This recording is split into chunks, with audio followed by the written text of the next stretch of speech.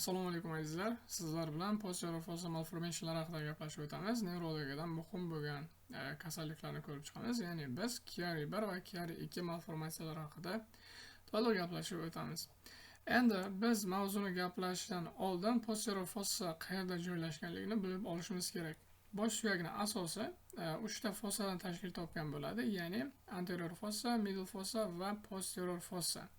Endi Chiari 1 malformatsiyasi bizga nima deydi?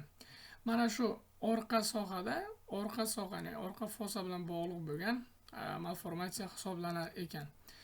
Bizda cerebellar tonzilla bor, ya'ni bu yerda ko'ryapsizlar, miyachani tonzil qismi ensada joylashgan foramen magnum orqali pastga tushib qoladi. Normada esa yuqori qismda joylashgan, bundan yuqorida joylashishi kerak edi azizlar.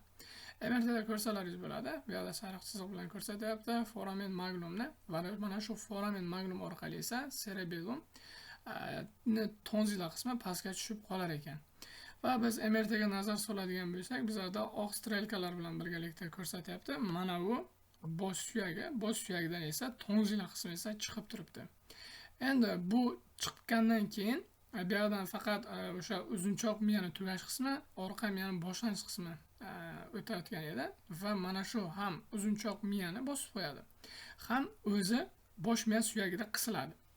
Va qanaqa simptomlar yuzaga kelishi mumkin ekan? Childhoodda, ya'ni chaqaloqlarda asimptomatik bo'lar ekan. Asimptomatik degani nima azizlar? Ya'ni biz chaqaloqlarda simptomlarni ko'rmaymiz. Nima uchun? Chunki chaqaloqlarda bosh suyagi hali yumshoq bo'ladi, hali miyasi unchalik rivojlanmagan bo'ladi. Keyinchalik esa bularda o'sha liqildoqlar bor, katta va kichik liqildoqlar bor. Mana shu sababli o'sha bu yerdan chiqib tursa ham, lekin miyachani uncha qismaydi. Bosh miyachani uncha qismaydi va o'shaning uchun simptomlarni biz ko'rmaymiz. Endi manifestlar qayerda bo'ladi degan bo'lsak, asosan kattalarda bo'ladi. Nima uchun? Chunki ularda bosh miyasi rivojlangan, bosh suyagi qotib qolgan va o'shan sababli bosh og'rig'i va cerebellar simptomlarga sabab bo'ladi. Cerebellar simptomlar nima deydigan bo'lsak, ya'ni o'sha miyachani buzilishi bilan keladigan simptomlar. Misol uchun harakatda buzilishlar sodir bo'lishi mumkin, ataksiyalar sodir bo'lishi mumkin yoki biz tanani fazodagi koordinatsiyasini saqlay olmaymiz. Shular bilan bog'liq bo'lgan, ya'ni motor buzilishlar yuzaga keladi. Endi bu qaysi kasallik bilan assotsiatsiya qilib keladi azizlar, buni bilishimiz kerak. Ya'ni spinal cord cavitation degan narsa bor. Bizada o'sha spinal cord cavitationlardan siringomiyeliya degan kasallik bor.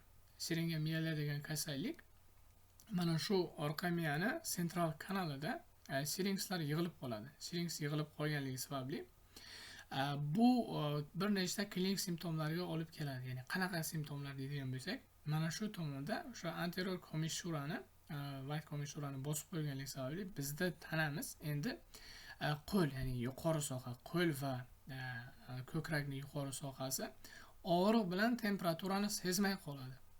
Ya'ni bu yaxshi holat emas. Ya'ni o'sha Chiari 1 malformatsiyasi siringomiyeliya bilan assotsiatsiya qilib kelishi mumkin ekan azizlar.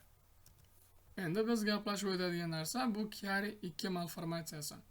Chiari 2 malformatsiyasi birdan nima farq qiladi deydigan bo'lsak, MRT'sidan bu berilgan. Ya'ni endi cerebellum bilan birgalikda, miyacha bilan birgalikda shu foramen magnumdan, ya'ni suyakda medulla ham chiqib qoladi. Medullani biz bilamiz, bu uzunchoq miya, ya'ni ikkita struktura mana shu foramen magnumdan pastga tushib qolar ekan azizlar. Va bunda nima bo'ladi deydigan bo'lsak, orqa miyada pastga surilishga sabab bo'ladi. Uzunchoq miya chunki tepadan pastga surilyapti. Ya'ni bu yerda struktura jihatdan, joylashuv jihatdan pastga siljib ketadi. Endi bu yerda ko'ryapsizlar, ham tonzilla qismi, ham o'sha cerebellumning ham tonzilla qismi, ham vermis qismi, ya'ni chuvalchangsimon qismi pastga tushib, bu orqa miyani uzunchoq miya qismini bosib qo'yapti. Va bunda nima sodir bo'ladi? Klinika og'irlashadi. Ya'ni birdan ko'ra shu yerda fikrlashimiz mumkinki, ikki og'irroq ekan. Endi azizlar, bu yerda ko'rib turibmiz, foramen magnum orqali bu qisilganidan keyin non-communicating hidrosefaliya kelib chiqadi. Nima uchun non-communicating hidrosefaliya? Bizada o'sha lateral qo'rinchalar bor, 3-qo'rincha va bu yerda 4-qo'rincha, 4-qo'rinchalar orqali Ya'ni bu yoqda shu o'zini kanallari bor, bosh miyani aylanadi. Bu Lig4 bor bu yoqda va bu yoqda arachnoid space'larda, ya'ni subarachnoid space'da Lig4 bor. Va biz tepada gaplashib o'tdik, central kanalda ham, markaziy kanalda ham Lig4 bor va bu qisilib qolganligi sababli mana shu yo'lda toraytirib harakatni buzadi. Endi harakat buzilgandan keyin bu yoqda Lig4 oqimi azizlar pastga tomon o'tmaydi. Pastga tomon o'tmaganligi sababli negativ feedback, ya'ni orqa tomon oqim kuchayadi va mana shunda gidrosefal, ya'ni Lig4 hamma qo'rinchada bosim ortib ketib, bizada gidrosefaliyani, ya'ni non communicating gidrosefaliyani keltirib chiqarishi mumkin ekan. Endi va biz keyingi ko'radigan narsamiz azizlar, bu qanaqa klinik belgilarni bizga namoyon qilar ekan. Ya'ni Chiari 1dan ko'ra Chiari 2. Chiari 1ni ko'rdik. Unchalik xavfli emas, lekin baribir kattalarda xavfli jihatlari bor. Endi bu Chiari 1dan ko'ra og'irroq ekan. Biz nimalarni ko'rishimiz mumkin ekan? Ya'ni erta hayotda chaqaloq tug'ilganligi bilanoq biza disfagiyani ko'rishimiz mumkin ekan.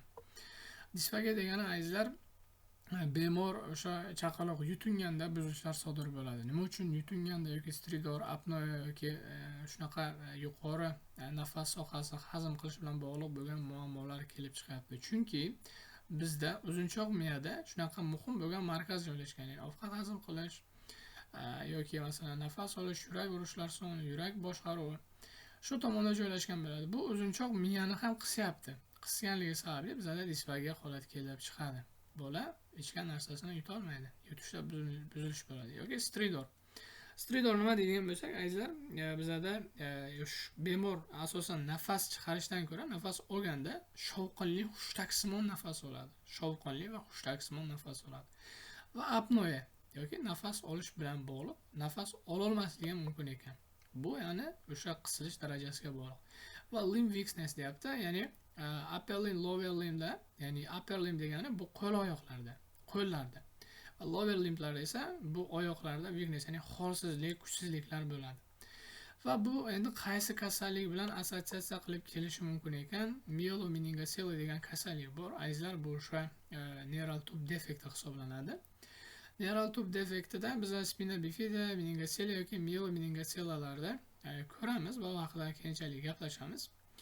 Va bunda nima bo'ladi degan bo'lsak, neural tube ochiq bo'ladi, ochiq defekt hisoblanadi. Bu yerda ko'ryapsizlar, orqa miya tugas sohasida bizda cauda equina boshlanadi. Cauda equina shuna tolalar bo'lib pastga tomon, oyoqlar tomon borib, oyoqlarimizda chanoq sohasini innervatsiya qiladi. Endi bu yerda buni ko'ryapsizlar, o'sha subarachnoid space'ga birgalikda orqa miya qismi ham chiqib qolyapti. Bu yomonroq, spina bifidadan ko'ra yoki meningoceledan ko'ra yomonroq hisoblanadi. Bu yerda ko'ryapsizlar, mana yoqda o'sha chiqib turgan qism mana bu qismga to'g'ri keladi azizlar. Buni ham bilib qo'ysak zararli emas, ya'ni shu kasallik bilan assotsiatsiya qilib keladi. Bu esa chaqaloqlarda azizlar o'lim xavfini oshiradi, chunki bu yerda bizda muhim bo'lgan funksiyalar bajariladi, chanoq yoki oyoqlardagi harakat. Demak, biz ko'rishimiz kerak bo'lgan narsalar shulardan iborat edi. Asosan Chiari 1 Chiari 2dan farqi unda cerebellum, bunda esa ham cerebellum bilan birgalikda medulla ham qisilib qolar ekan azizlar va klinika ham undan og'irroq kechar ekan. Biz gaplashib o'tdik, o'sha syrinx yig'ilib qoladi dedik. Syrinxni gaplashib o'tdik. Ya'ni o'sha glioz fluid yig'ilib qoladi. Qattiq desak qattiq emas, suyuq desak suyuq emas. Ya'ni o'rtasida na qattiq, na suyuqlik yig'ilib qolar ekan nimada?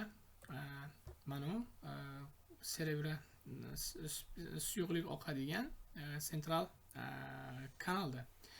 Va mana shu syrinx deyiladi. Syrinx sababli bizda gaplashdik. O'sha og'riq bilan temperatura sezgisi buzilar ekan. Sizlar bilan gaplashib o'tadigan mavzu shulardan iborat edi. Xato va kamchilik bo'lgan bo'lsa, uzr so'rayman.